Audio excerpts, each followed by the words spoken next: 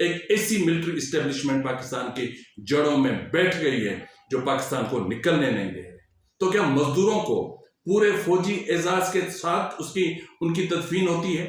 या तो ये रियासती मीडिया है या तो ये पंजाबी मीडिया है, और पंजाब का डोमिसाइल सुप्रीम है। बेनजीर भुट्टो की लाश भी पंजाब से आती है, जुल्फिकार अली भुट्टो की लाश भी पंजाब से आती है, मुर्तजा भुट्टो को मारने वाले भी पंजाब से निकलते हैं, शाहनवाज को मरवाने वाले भी पंजाब से निकलते हैं, लियाकत अली खान को मारने वाले भी पंजाब से निकलते हैं, फातिमा जिन्ना को मारने वाले भी पंजाब से निकलते हैं। मोहब्बत में पिंडी ने दी क्या क्या न झांसी, लियाकत को गोली तो भुट्टो को फांसी। यानी मामा गफ्फार, बीबर और सिबगतुल्लाह शाह जी वो सिविल लाइन थाने में नहीं है, उन पर अलग से तशद्दुद हो रहा है। डॉक्टर महरंग बलोच के उन पर शदीद तशद्दुद हुआ है। इस वक्त बलोचिस्तान की हकीकी क़यादत पर तशद्दुद किया जा रहा है। बिस्मिल्लाहिर्रहमानिर्रहीम, अस्सलाम वालेकुम नाज़रीन, ये फरवाज एनबी न्यूज़, मैं हूं आपका मेज़बान नवाज भुट्टो। अभी तक अगर आपने मेरे चैनल को सब्सक्राइब नहीं किया तो आपसे रिक्वेस्ट है कि प्लीज़ मेरे चैनल को सब्सक्राइब करें, लाइक ज़रूर किया करें और बेल आइकन ज़रूर प्रेस कर लें ताकि बर वक्त आप तक मेरे नोटिफिकेशन पहुंच सकें। और आपसे गुजारिश होगी कि मेरे व्लॉग्स को ज़्यादा से ज़्यादा अपने व्हाट्सएप ग्रुप्स में शेयर करें ताकि मेरी रीच में इजाफा हो सके। आपको पता है कि इस वक्त बलूचिस्तान नाजुक तरीन दौर से गुजर रहा है। इस वक्त बलूचिस्तान बदतरीन सियासी इंतशार का शिकार है और बलूचिस्तान में बदतरीन लॉ एंड ऑर्डर की सिचुएशन हो चुकी है। लेकिन आज जिन मौजूआत पर हम बात करने जा रहे हैं उनमें अहम तरीन जो टॉप पे जो एक मौजू है वो है कि डॉक्टर महरंग बलोच और दीगर असीरान इस वक्त कहाँ है, किस हाल में है, आखिर उनके वर्सा को उनसे मिलने की इजाजत क्यों नहीं दी जा रही? क्या बीबगर बलोच, मामा गफ्फार और सिबगतुल्लाह शाह जी सिविल लाइन थाना कोयटा में मौजूद हैं भी कि नहीं है? अगर नहीं है तो कहाँ है? इस हवाले से एक सनसनीखेज रिपोर्ट भी आपकी खिदमत में रखनी है। और फिर बात करेंगे गोरकोप में एक ही खानदान के 7 अफराद फोर्सेस के मर्डर गोले का शिकार हुए। एक दर्दनाक कहानी कि इस हमले में उन्हें क्या क्या खोना पड़ा और फिर पंजाब से कितनी अशराफिया ने इसकी मजम्मत की। इसके अलावा गुज़िश्ता रोज जो सानिया हुआ, आपको पता है कि 9 मजदूर नुमा पाक फोर्सेस के जवानों की जो शहादत हुई या जो जाँ बहक हुए, उस हवाले से वज़ीर आला हाउस में एक बहुत बड़ी बैठक हुई और उसमें ब्रीफिंग में वज़ीर आला की बेबसी एक देखने जैसी थी। और उसके अलावा फिर BLF ने जो आदाद शुमार जारी किए हैं ऑपरेशन बाम के हवाले से, वो और वज़ीर आला की बेबसी दोनों को अगर आप मिलाएंगे तो बहुत एक अजीब सी चीज सामने आएगी। इसके अलावा हम बात करेंगे कि पाकिस्तान नाकाम मुल्क है ना, बहुत बड़ा सवाल कि क्या पाकिस्तान नाकाम मुल्क है या रियासत और सियासत ने इस मुल्क को तबाही के दहाने पर लाकर खड़ा कर दिया है? इस हवाले से सनसनीखेज तफसीलात और आदाद शुमार आपके सामने रखने हैं कि आखिर पाकिस्तान किस डगर पर खड़ा है। दुखी पंजाब शाहरा, क्या वहां सिर्फ 9 मुसल्लह अफवाज के जवानों को जाँ बहक किया गया कि जिस पर पंजाब पूरा उठ खड़ा हुआ है और एक बहुत बड़े ऑपरेशन का मुतालबा किया जा रहा है, जब इसी शाहरा इसी मकाम पर लाशों के अंबार लगे हुए थे तब पंजाबी अशराफिया क्यों लाताल्लुक थी? क्या बलूचिस्तान पाकिस्तान का हिस्सा नहीं है या बलोच पाकिस्तानी नहीं है? इससे हवाले से भी मैं आपकी खिदमत में एक तफसीली रिपोर्ट रखूंगा। लेकिन सबसे पहले हम बात करना चाहेंगे कि पाकिस्तान क्या नाकाम मुल्क है? इस हवाले से जो चीज़ें सामने आई हैं वो बहुत खतरनाक है। ये इसमें कोई शक नहीं है कि पाकिस्तान इस वक्त जिस मकाम पर खड़ा है ये एक नाजुक मोड़ है। ठीक है, आपने पाकिस्तान को डिफॉल्ट से तो निकाल लिया, लेकिन डिफॉल्ट से पाकिस्तान निकला तो कैसे निकला? क्या कर्ज से कर्ज उतारा जा सकता है? पाकिस्तान ने यही किया, कर्ज लिया और कर्ज से कर्ज उतारा और फिर वो कर्ज दुगना हो गया। और आज पाकिस्तान जिस मकाम पर खड़ा है और पाकिस्तानी जिस मकाम पर खड़े हैं, ये हम सबको आंखों में धूल झोंकी जाती है। ये जो बड़े बड़े जहाज लेकर हमारी काबीना, हमारे वजीर आजम, हमारे आर्मी चीफ भाग रहे हैं और फिर ये उड़ान पाकिस्तान और फिर ये जी पता नहीं कौन कौन से SIFCs और ये सब कुछ जो चल रहे थे ड्रामेबाजी, ये सब ड्रामेबाजी ही है। इनका हकीकत से कोई ताल्लुक नहीं है। अगर ताल्लुक होता तो स्टेट बैंक ने जो आदाद शुमार जारी किए हैं वो इतने चौंका देने वाले ना होते, वो अलार्मिंग ना होते।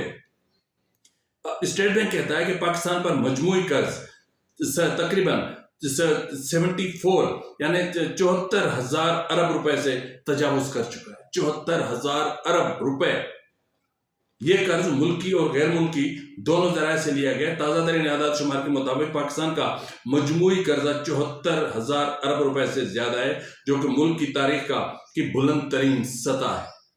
इस हद तक कर्जा कभी किसी ने नहीं लिया।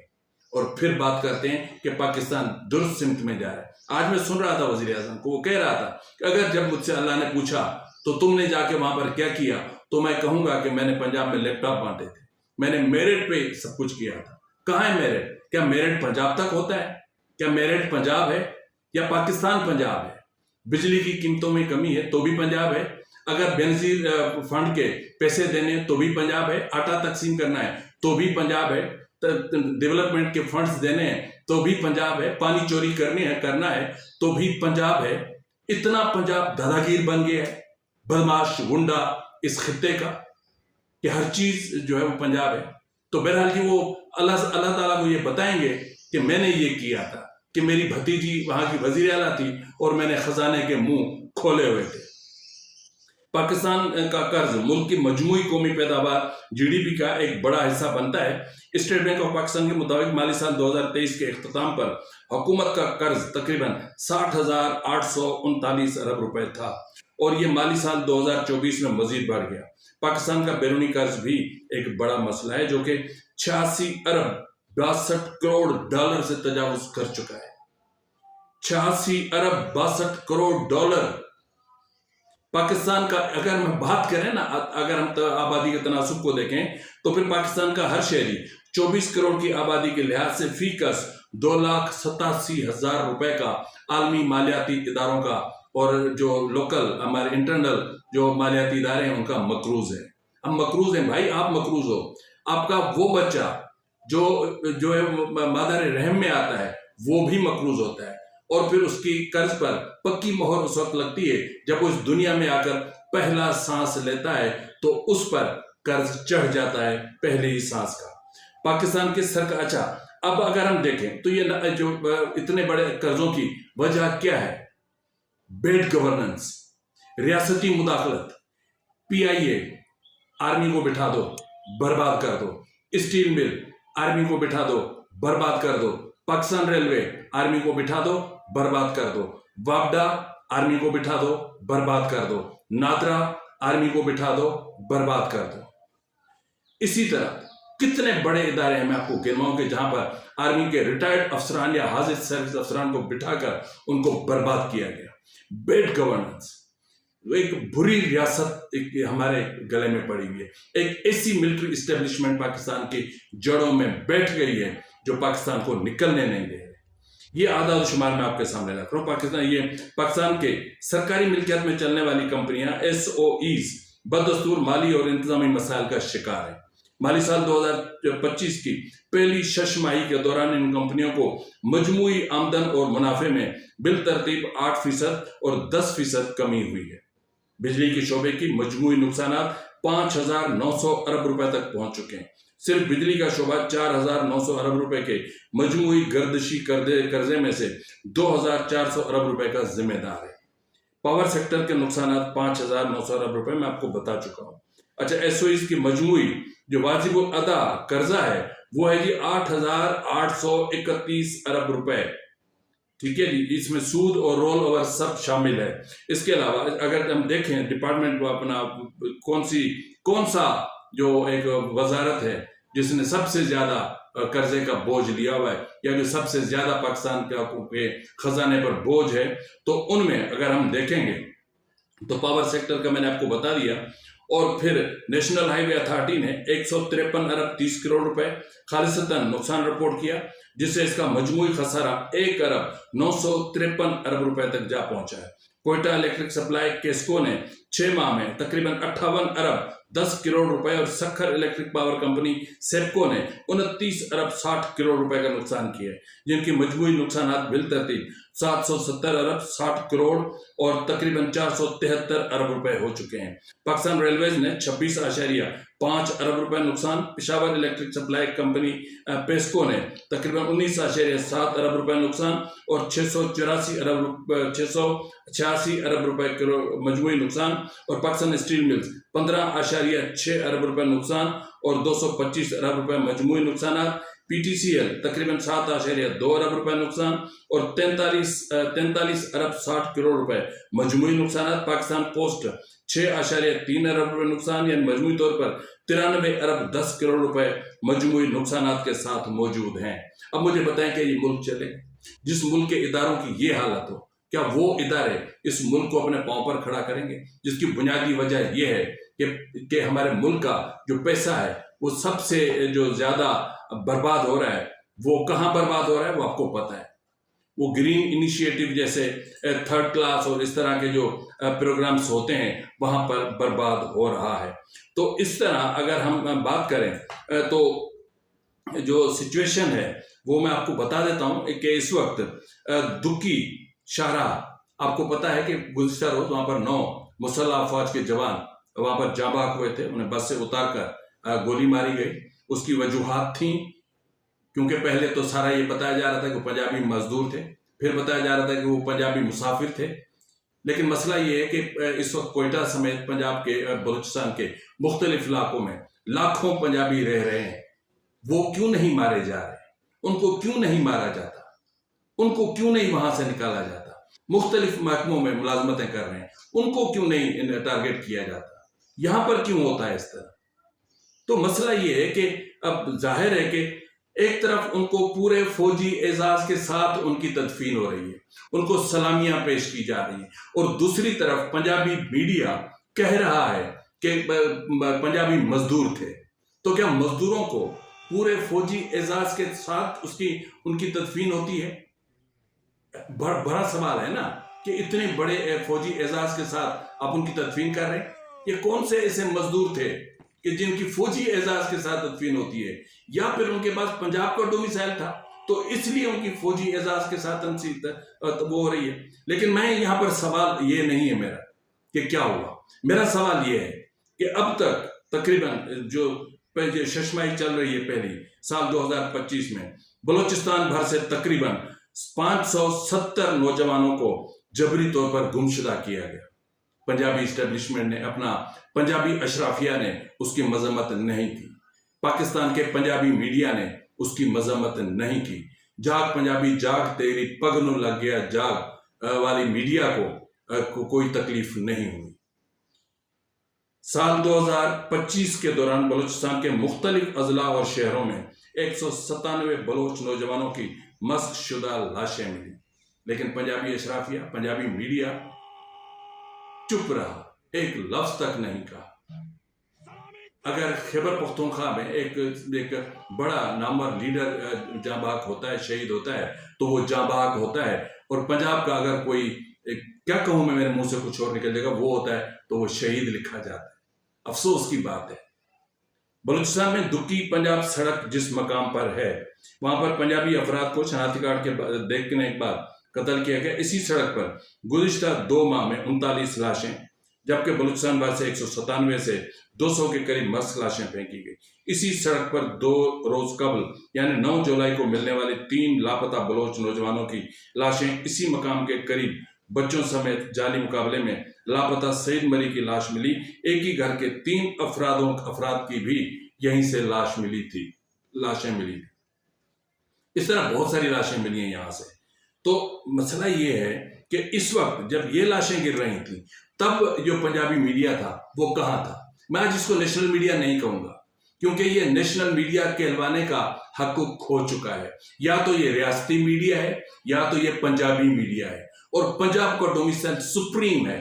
इसलिए सुप्रीम है, इतना सुप्रीम है कि बेनजीर भुट्टो की लाश भी पंजाब से आती है, जुल्फिकार अली भुट्टो की लाश भी पंजाब से आती है, मुर्तजा भुट्टो को मारने वाले भी पंजाब से निकलते हैं, शाहनवाज को मरवाने वाले भी पंजाब से निकलते हैं, लियाकत अली खान को मारने वाले भी पंजाब से निकलते हैं, फातिमा जिन्ना को मारने वाले भी पंजाब से निकलते हैं। तो क्या है ये, इतनी बड़ी जो है वो एक ताकतवर चीज है पंजाब।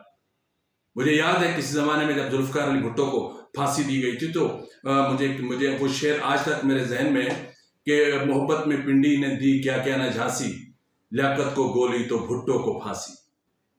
तो लियाकत को गोली उसी बाग में, भुट्टो बेनजीर को गोली भी उसी बाग में, भुट्टो को फांसी भी उसी शहर में।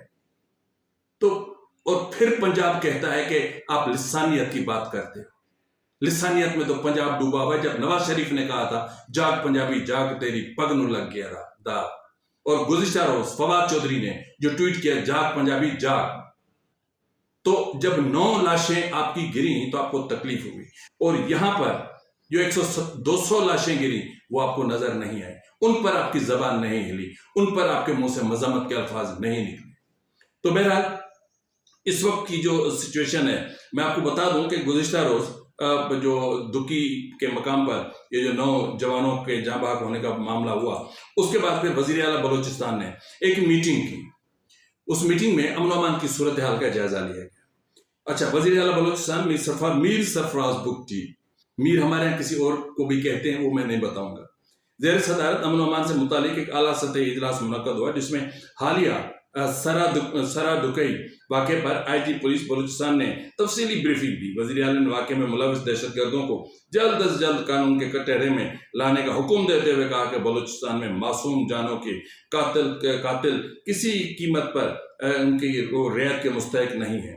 दहशतगर्दों का ताक़ुब आखिरी हद तक किया जाएगा और उनके खिलाफ बिला ताख़ीर फैसला कुन कार्रवाई की जाएगी। भाई वो तो घूम रहे हैं वहीं पर, वो तो दिन दिहाड़े सड़कों पर आते हैं, वो तो आग लगाते हैं, वो तो बैंकें जला देते हैं, वो तो गाड़ियां जला देते हैं, वो तो IED से आर्म फोर्सेस को निशाना बना रहे हैं। तो आप कहाँ उनका पीछा करेंगे?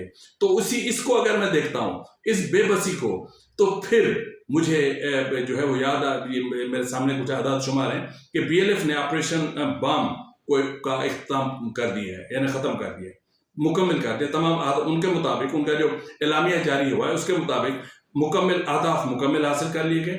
बलूचिस्तान भर में 84 हमले किए गए। ऑपरेशन बाम का आगाज बलूचिस्तान लिबरेशन फ्रंट BLF ने 9 जुलाई को किया, जो 11 जुलाई की रात तक जारी रहा। हमलों के दौरान, अब ये सुनिएगा, और वजीर आला की स्टेटमेंट भी और ये आदाद शुमार भी, हमलों के दौरान 30 से ज्यादा हमले बराह रास्त आर्मी और FC पर किए गए, 2 हमले मिलिट्री इंटेलिजेंस MI और ISI पर, 4 हमले घात लगाकर, 1 customs, 1 coast guards, 4 levies check post, जबकि 4 हमलों में पुलिस को निशाना बनाया गया। मुख्तलिफ कार्रवाइयों में 4 से ज्यादा मौके पर असलहा भी जब्त किया गया, जबकि एक मौके पर बैंक गार्ड का असलहा भी छीन लिया गया, और मजमूई तौर पर 15 से ज्यादा जो वो गाड़ियां जो मादनियात और दीगर सामान लेकर जा रही थी यहाँ से बलूचिस्तान से पंजाब के लिए, उनको जला दिया गया। और फिर वजीर आला कहता है कि हम ये करेंगे, हम वो करेंगे। ओ भाई, तेरी खरीदी हुई हुकूमत है, तू रबर स्टैंप है, तू ले पालक बच्चा है इस्टेब्लिशमेंट का, बैठा रहे ना, दूध पी, ऐश कर, कोई फर्क नहीं पड़ता। इसी तरह नाज़रीन, अगर हम बात करें तो बलूचिस्तान इस वक्त जो कंडीशन है वो बहुत ही अफसोसनाक है। गुज़िश्ता दिनों एक वाकया रूनुमा हुआ गोरकोक में, एक अफसोसनाक वाकया हुआ कि तुर्बत का ये इलाका है गोरकोक, वहां पर पाकिस्तानी फोर्सेस की तरफ से एक जो है वो वहां पर मार्टर गोले फायर किए गए, और उसके नतीजे में एक ही खानदान के 7 अफराद जख्मी हुए, जिनमें अली वल्द गुलाम, शहबाज वल्द दोस्तीन, नसीर वल्द मेहराब, जमील वल्द दिलमुराद, जमाल वल्द हमीद, बरकत वल्द इकबाल और वजीर वल्द गुलाम अली ये जख्मी हुए। इब्तदाई इमदाद के बाद चारों जख्मियों को कराची मुंतकिल किया जा रहा था, तो रास्ते में 2 जख्मी जो थे वो जख्मों के ताब न लाते हुए जाँ बहक हो गए, शहीद हो गए, जाँ बहक हो गए। मतलब जब यहां पर पंजाबी अशराफिया मजम्मत नहीं करता, पंजाबी मीडिया मुंह नहीं खोलेगा। कल से डिबेट चल रही है पंजाबी मीडिया की, रियासती मीडिया की। आज ही की बात है, पंचगोर में नौजवान को अगवा के बाद कत्ल कर दिया गया, उसकी लाश मिली है, और फिर मशके में पाकिस्तान फोर्सेस के हाथों 2 नौजवानों को जबरी तौर पर लापता किया जा चुका है। अब ये तो वो सूरत हाल है जो लैंड ऑर्डर के हवाले से, लेकिन अहम जो मामला है वो है डॉक्टर महरंग बलोच के हवाले से। डॉक्टर महरंग बलोच और बीबो बलोच और गुलजादी बलोच की हालत क्या है? मामा अपना गफ्फार और बीबर बलोच और सिबगतुल्लाह शाह जी, ये कहाँ है? बहरहाल मैंने अपने तौर पर बहुत ज़्यादा कोशिश की कि इस मामले पर कुछ हक़ाइक़ जान सकूं, लेकिन मेरी इत्तलात के मुताबिक ये है, क्योंकि तकरीबन 8 जुलाई से लेकर 12 जुलाई तक इनके जो असीरान हैं, इनके वर्सा को उनसे मिलने नहीं दिया गया, क्योंकि वो 10 रोज़ा जिस्मानी रिमांड पर पुलिस की तहवील में सिविल थाना कोयटा में, तो उनको मुलाकात करने नहीं दी जा रही। तो उनके वर्सा ने भूख हड़ताल की हुई है सिविल लाइन कोयटा के सामने, मिलने नहीं किया जा रहा। मिलने की वजूहात कुछ सामने आई हैं। वजह यह है कि एक तो ये है कि जो मर्द असीर हैं, यानी मामा गफ्फार, बीबर और सिबगतुल्लाह शाह जी, वो सिविल लाइन थाने में नहीं है। उनको असीरों से, खवातीन असीरों से अलग कर दिया गया है। उसकी वजह यह है कि वो उनसे अलग तफ्तीश कर रहे हैं, यानी उन पर अलग से तशद्दुद हो रहा है। और बीबो बलोच, गुलजारी बलोच, डॉक्टर महरंग बलोच के हवाले से इत्तलात मौसूल हो रही हैं कि उन पर शदीद तशद्दुद हुआ है। उनसे कुछ सवालात पूछे गए और जाहिर है कि जब उनकी मर्जी के मुताबिक जवाब नहीं मिले तो रिमांड इसलिए होता है ना कि तफ्तीश की जाती है, तो उस तफ्तीश के दौरान उन्हें शदीद तशद्दुद का निशाना बनाया गया। और इस वक्त उन्हें जिस तरीके से ज़दोकोब किया गया, वो नहीं चाहते कि उनके वर्सा उनको देख लें और बाहर जाकर मीडिया को बता दें और फिर सोशल मीडिया पर एक तूफान उठे। इस वक्त बलूचिस्तान जख्मी है। इस वक्त बलूचिस्तान की हकीकी क़यादत पर तशद्दुद किया जा रहा है। इस वक्त बलूचिस्तान की हकीकी क़यादत शदीद जो है वो रियासती तशद्दुद और जबर के निशाने पर है। इस वक्त ज़रूरत जिस चीज़ की वो ये है कि बलूचिस्तान के अवाम इस मामले को हल कर सकते हैं अगर वो एक ही जगह पर सड़कों पर आ जाएं और एक प्रेशर डेवलप करें। जिस तरह गुज़िश्ता रोज़ Human Rights Commission of Pakistan के वफद ने अपना Voice for Baloch Missing Persons के कैंप पर जाकर मुलाकातें की, वहाँ पर कुछ मिसिंग पर्सनस के वर्सा से मुलाकातें की और कुछ सनसनीखेज या एक चौंका देने वाले आदाद शुमार भी उनके सामने रखे गए। तो इस तरह अगर बलूचिस्तान में एक सियासी माहौल बन जाता है तो शायद सरफराज भुट्टी की जो रबर स्टैम्प और एक पपेट एक टाइप की गवर्नमेंट है, उसको शायद किसी हद तक रोका जा सके कि वो रियासत का आला-ए-कार बनकर बलूचिस्तान को मजीद बर्बाद करने की कोशिश ना करे। फिलहाल के लिए इतना ही, मिलते हैं प्रोग्राम में, तब तक इजाजत दीजिए। फी अमानिल्लाह।